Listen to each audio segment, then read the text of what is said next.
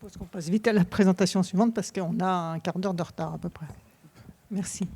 Merci Marc. Donc, bonjour à tous. Donc moi je m'appelle Marc Gros-Lafège. Je suis doctorant à l'UMR 1078 à l'INSERM avec Anthony Herzig et Emmanuel Génin. Et donc aujourd'hui je vais vous présenter quelques résultats de ma thèse sur la pharmacogénomique en France et notamment l'apport de la cohorte Constance et du projet PopGen pour en évaluer les enjeux. Donc tout d'abord, je vais vous parler de PopGen, donc vous présenter qu'est-ce que c'est que cette cohorte, ou cette biobanque en tout cas de génome français. Ensuite, vous introduire un peu à la notion de pharmacogénomique. Ensuite, on va pouvoir voir les différents profils pharmacogénomiques qui existent à l'échelle du territoire métropolitain vers une granularité plus fine. Et enfin, le lien avec la consommation médicamenteuse, donc notamment les recommandations pharmacogénomiques et l'impact de la pharmacogénomique sur les consommations médicamenteuses. Donc alors pour commencer, qu'est-ce que c'est que PopGen ? PopGen, c'est une biobanque des génomes français dont les participants sont issus de la cohorte Constance. Donc en fait, il y a 10 250 volontaires qui ont été sélectionnés à partir de différents critères d'inclusion. Et à partir de ces volontaires, on a obtenu l'information d'ADN de génotypage pour 9 772 d'entre eux. Donc le génotypage, c'est, comme l'a expliqué Jean-François Deleuze juste avant, regarder juste certaines positions importante du génome ici. Donc, comme vous pouvez le voir, on va s'intéresser qu'à certaines positions, on ne va pas tout regarder, on n'a qu'une information partielle. Et en plus de ces données-là, on va avoir pour 4000 individus des données de séquençage. Donc cette fois-ci, on va avoir l'information de l'entièreté du génome de ces participants. Et donc, vous pouvez voir que sur la répartition des participants de PopGen, on a une assez bonne couverture du territoire métropolitain. Donc ici, chaque point représente un participant. Et on peut voir que dans notre cohorte, en fait, on représente assez bien chaque région du territoire métropolitain français. Et donc moi, mon sujet de thèse, ça se place dans le cadre du projet PopGen. Et c'est d'étudier la pharmacogénomique dans PopGen. Donc la pharmacogénomique, qu'est-ce que c'est ? C'est l'étude des causes génétiques responsables de différences de réponse aux médicaments. Plus concrètement, si vous donnez le même médicament à deux personnes différentes, ils peuvent ne pas avoir la même réaction. Et l'une des causes de cette différence, ça peut être expliqué par leur gène. Et concrètement, deux personnes différentes peuvent avoir besoin d'une dose plus élevée ou d'une dose plus faible de médicaments pour obtenir le même effet thérapeutique, ou alors de changer de traitement pour éviter des effets indésirables bien trop graves. Un exemple un peu plus concret, c'est la codéine. Alors la codéine, si vous n'êtes pas familier avec, c'est un médicament qui est prescrit pour traiter la douleur. Et la codéine, la molécule de codéine en elle-même n'est pas active.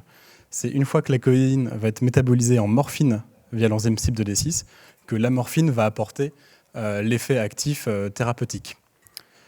Chez la majorité des gens, notre enzyme ici, CYP2D6, va métaboliser que 10% de codéine en morphine. Donc ça veut dire que les doses standards de codéine, elles sont ajustées pour ces 10% d'effet. Malheureusement, voilà, certaines personnes ont une assez grande variabilité de la fonctionnalité de CYP2D6. Et en fait, ils vont avoir l'enzyme qui vont être par exemple plus rapides. Ce qui veut dire qu'au lieu de métaboliser 10% de codéine, ils vont métaboliser non pas 10, mais 30 ou 50% de codéine en morphine. Et donc si on donne la même dose standard de codéine à ces personnes, ils sont beaucoup plus à risque en fait, d'avoir un surdosage de morphine et d'expérimenter des effets indésirables liés aux toxicités morphiniques, la constipation, des détresses respiratoires, etc. Et enfin, une chose assez intéressante de ces pharmacogènes, c'est qu'on a un assez gros polymorphisme. En fait, il y a beaucoup de mutations dans ces gènes. Et ce sont des mutations qui ont des fréquences très variables d'un pays à l'autre, comme on peut le voir ici à l'échelle de l'Europe, où pour une certaine mutation, on passe de 3 à 6% ou du simple au double. Donc c'est quelque chose qu'on peut aussi essayer d'observer à l'échelle du territoire métropolitain. Alors pour vous expliquer un peu plus comment ça marche concrètement, si on reprend l'exemple de CYP2D6, donc chacun va avoir un gène de CYP2D6 et ce gène va avoir des mutations. Si on prend l'ensemble de ces mutations, ça va correspondre à une version d'un gène en fait. La combinaison de toutes ces mutations va représenter une version de CYP2D6 qu'on va appeler étoile 1. C'est une certaine nomenclature qui s'appelle le système Starrel. Et donc cette version du gène étoile 1 va correspondre en fait à une activité normale du gène. Et chacun en fait a deux versions du gène. Et on imagine que chez cette personne présente une autre version de CYP2D6 avec des mutations différentes. Ça va correspondre à une autre version du gène cette fois-ci à une version qu'on appelle étoile 4 et qui va correspondre à un gène non fonctionnel. Donc à partir de ces informations génétiques, on peut prédire les statuts métaboliques ou phénotypes des individus. C'est-à-dire que là, pour cet individu, on va pouvoir savoir que pour l'enzyme CYP2D6, elle est métaboliseur intermédiaire. Et on peut regarder ça ensuite en population générale, et donc regarder les gens qui sont métaboliseurs lents, métaboliseurs rapides, métaboliseurs normaux pour ces enzymes. Alors là, je vous ai parlé de CYP2D6, mais il y a énormément de pharmacogènes qui sont impliqués dans le métabolisme d'énormément de médicaments, que ce soit dans les médicaments pour traiter le cancer, les troubles psychiatriques, les systèmes cardiovasculaires, etc. Donc on va s'intéresser aussi à une liste de pharmacogènes assez importants. Donc si on s'intéresse tout d'abord au profil pharmacogénomique à l'échelle de la France, on peut regarder les fréquences des phénotypes pour une liste de 15 pharmacogènes. Et ce qu'on voit tout de suite, c'est que pour beaucoup de pharmacogènes, en fait, on n'a pas, la majorité n'est pas du tout les métaboliseurs normaux. Si on reprend l'exemple de CYP2D6, on a à peu près seulement 50% de gens qui sont métaboliseurs normaux pour cette enzyme. Et une grosse partie vont être métaboliseurs intermédiaires ou lents. C'est vrai pour beaucoup d'autres enzymes, que ce soit CYP2B6, CYP2C19, etc. Et si on regarde en fait la distribution cumulée des phénotypes altérés, on va voir ici qu'on a 99,5% environ des participants qui ont au moins un pharmacogène dont le phénotype est altéré.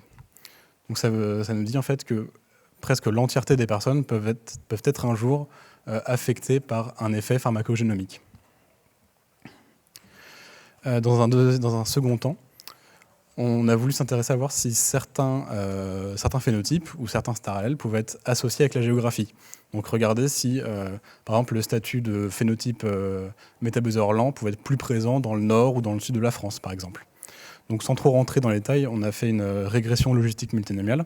Et ce qu'on voit en fait sur ces graphes, ça va être les gènes qui vont être associés avec la latitude ou la longitude pour leur star allèle, donc leur version, ou leur phénotype. Et ce qu'on voit tout de suite, c'est qu'il y a beaucoup de pharmacogènes qui vont être associés avec la géographie en France. Si on prend un exemple ici de CYP2B6, on va voir que CYP2B6 va être associé avec la latitude en France pour ces phénotypes. Et si on suit ici la couleur cyan, qui correspond aux métaboliseurs normaux, on va voir qu'ils sont plus fréquents dans le nord de la France, avec en général la moitié, voire plus de la moitié des gens qui sont métaboliseurs normaux. Et quand on descend dans le sud, on va avoir plutôt moins de la moitié, un gros tiers des gens qui sont métaboliseurs normaux.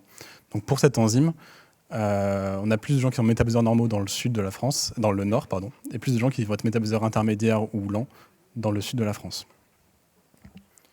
Alors ensuite, l'un des principaux aspects de la pharmacogénomique, c'est d'aller vers une médecine plus personnalisée. Donc c'est-à-dire de fournir des recommandations en fait, d'usage de médicaments en fonction de leur gène. Donc il y a plusieurs organismes qui fournissent ces recommandations pharmacogénomiques. Donc, je vous ai mis une petite liste ici des différentes sources possibles. Et si on prend à nouveau l'exemple de recommandation d'usage de la codéine, donnée par le DPWG, on va voir qu'ils vont fournir des recommandations d'usage en fonction des phénotypes de CYP2D6. Et par exemple, les gens qui vont être métaboliseurs lents ou ultra rapides, on va leur conseiller de ne pas utiliser de la codéine pour éviter les effets indésirables ou l'échec thérapeutique. Et pour les métaboliseurs intermédiaires, on peut essayer aussi d'augmenter la posologie ou d'opter pour un autre médicament.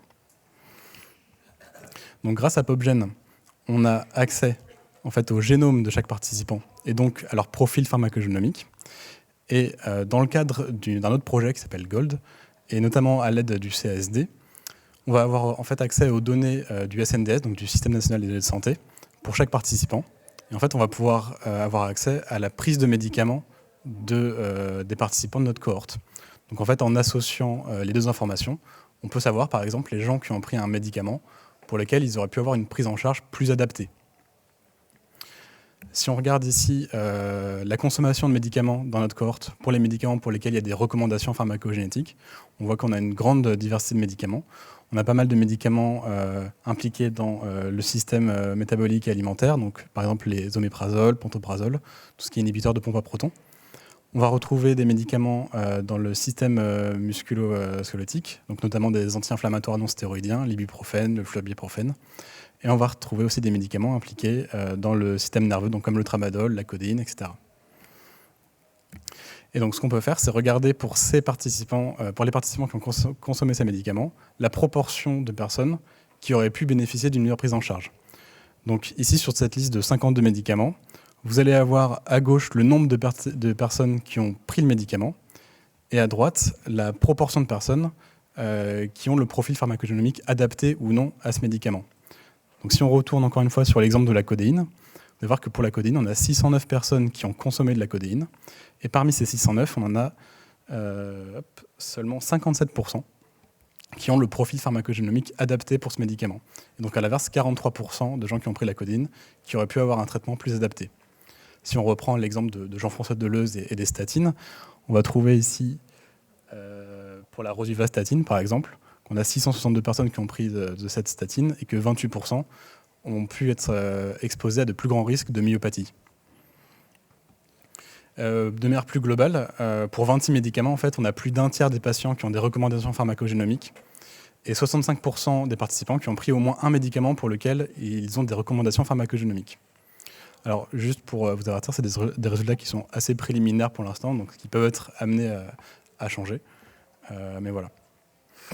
Et donc, enfin, une dernière chose qu'on peut chercher à observer, c'est de chercher s'il y a un lien entre, les profils pharmacogénomiques et la consommation de médicaments. Si par exemple, on reprend la codéine, on sépare les gens qui ont consommé la codéine en deux groupes. Le groupe des gens qui ont un profil pharmacogénomique sain et le genre des groupes qui ont un profil pharmacogénomique mauvais pour ce médicament. Et on regarde ensuite la consommation médicamenteuse dans chaque groupe. Et on peut se demander en fait s'il y a un lien entre une association entre les profils pharmacogénomiques et la consommation médicamenteuse. Ou l'hypothèse, ce serait par exemple que les gens qui ont un mauvais profil pour la codéine, ils consomment moins de codéine parce qu'ils ont eu un effet indésirable, leur médecin leur a changé de traitement plus précocement, etc. Alors, encore une fois, sans trop rentrer dans les détails, on a fait une régression binomiale négative pour chercher ce type d'association. Et on observe donc pour 9 médicaments une association significative entre le nombre de prescriptions et le statut pharmacogénomique. Donc ça va être les médicaments que vous allez retrouver ici en rouge, donc notamment le tramadol, le piroxicam. On va retrouver aussi les statines. Et donc si on prend un exemple par exemple du tramadol, le tramadol c'est pareil un antidouleur qui marche comme la codéine. Et on va retrouver un effet positif du statut pharmacogénomique sur le nombre de prescriptions pour le tramadol. C'est-à-dire que les gens qui ont le mauvais profil pour le tramadol ont consommé plus de tramadol. Et ce qui est assez logique avec la recommandation, puisque ce sont des gens qui ont des métaboliseurs lents de tramadol. Et en fait, ils vont avoir besoin de plus de médicaments pour obtenir l'effet thérapeutique souhaité. Donc, ce qui est assez cohérent avec ce qu'on observe ici. Si on reprend ici l'exemple des statines, on voit que pour l'atorvastatine, à l'inverse, il y a les gens qui ont le mauvais profil pharmacogénomique pour les statines ont significativement consommé moins d'atorvastatine que les autres. Ce qui est encore une fois logique avec le risque plus élevé de myopathie. Alors du coup, pour conclure, ce qu'on a observé, c'est que les pharmacogènes sont assez bien stratifiés en France, même à une échelle très fine. La plupart des personnes possèdent des pharmacogènes qui sont associés à une réponse atypique aux médicaments. Et une grande partie des personnes se sont vues prescrire un médicament pour lequel elles auraient pu bénéficier d'une meilleure prise en charge de recommandations pharmacogénomiques. Et en perspective, on va essayer de nouvelles méthodes aussi pour évaluer l'impact de la pharmacogénomique sur la consommation de médicaments, comme notamment les changements thérapeutiques. Donc merci à tous pour votre attention et je voudrais remercier aussi mon laboratoire et les gens de mon équipe qui m'ont beaucoup aidé à travailler sur ce sujet, et notamment l'équipe Constance et les volontaires Constance, sans qui tout ce travail ne pourrait pas exister, tout simplement. Donc merci à vous.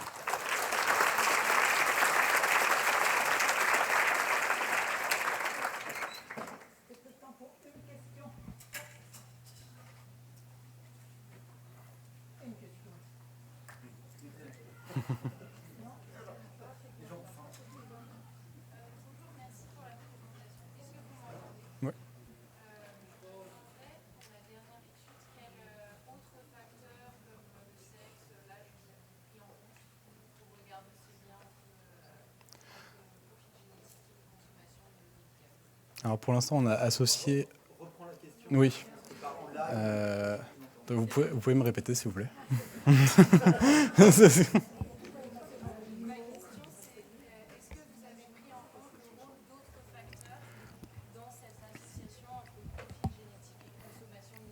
Ok.